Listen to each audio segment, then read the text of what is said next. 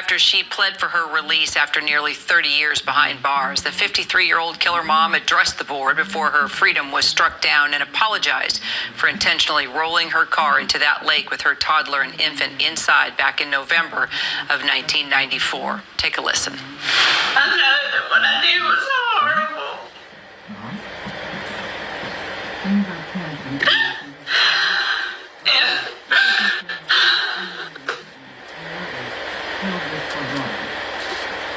And I would give anything if I could go back and change it. And I loved Michael and Alice with all my heart. Morgan Norwood has been following the story today for us. Morgan, what does this decision mean now for Smith, and how did the board actually come to this decision? Yeah, for Smith, it obviously remains that she's going to remain in prison for that life sentence that she was originally given. In terms of the parole board and how they came to this decision, look, Kira, the entire time they were looking for some level of remorse. They wanted a reassurance that, she wasn't going to get out of prison and repeat these same crimes. Throughout this hearing, she talked about her mind frame at the time of the killings when it came to that lie that she told investigators that a black man took off for their kids when she had really killed them. She said she wasn't in the right frame of mind. She was scared, but she also said she had learned a lot and turned to God. But there was one moment I really think that the parole board really leaned into and that weighed heavily on them, is that the moment that she was asked about the infractions that she had while she was locked up, some of the trouble that she was in, even when she was behind bars, some of them pretty recent. She said that she's learned from those mistakes and that they were, quote, dumb choices. But look, between her statement and her attorneys, but then also, her ex-husband, advocating against this, they really leaned into the mental health aspect. Looked so promising.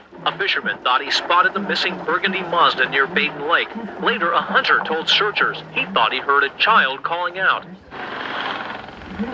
Searchers, desperate for leads, descended on the area. Come on, baby, we got it. For 12 hours, they used dogs, all-terrain bikes, horses, and helicopters.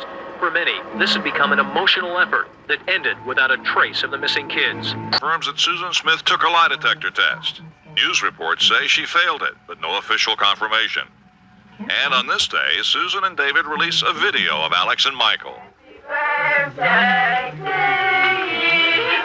And while the nation watches home video of a mother celebrating her son Alex's first birthday, hundreds of volunteers and law officers search on land, air, and water for the two boys. In Union, South Carolina this morning, one day after police say she confessed to murdering her two young sons. Randall Pinkston is standing by in Union this morning with the very latest. Good morning, Randall. Good morning, Monica. Until yesterday afternoon, authorities had held out hope that little Michael and Alex Smith would be found alive. Then, the awful discovery. Their mother, Susan Smith, had apparently concocted an elaborate hoax to cover up their deaths. A grim-faced Sheriff Howard Wells, who had led an around-the-clock search, made the announcement. Susan Smith has been arrested and will be charged with 2 counts of murder in connection with the deaths of her children. In the arrest warrant, Smith confessed. Her car with the bodies of little Alex and Michael was found in a nearby lake. To be able to take 2 beautiful children like that, to be able to keep them from their parents. Anguish and anger swept the close-knit community of Union, South Carolina. Susan Smith, after all, had grown up here. When she reported her children kidnapped, many felt as if their own children were missing. Stuff like that don't happen here. It's just... Did you believe her? Yeah.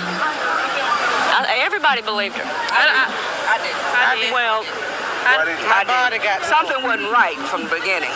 Law enforcement officials had their doubts too. I think early on, law enforcement just felt that there were some inconsistencies. In California, a stunned relative learned her great-grandsons were dead.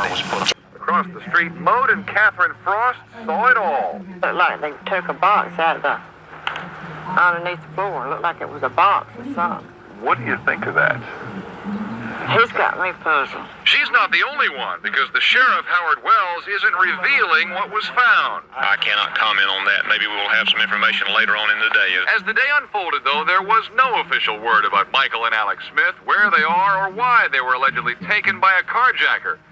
This morning, the boys' parents appeared on Good Morning America, though, calling the house search routine and praising investigators. I don't think there's anything they haven't done that they could do.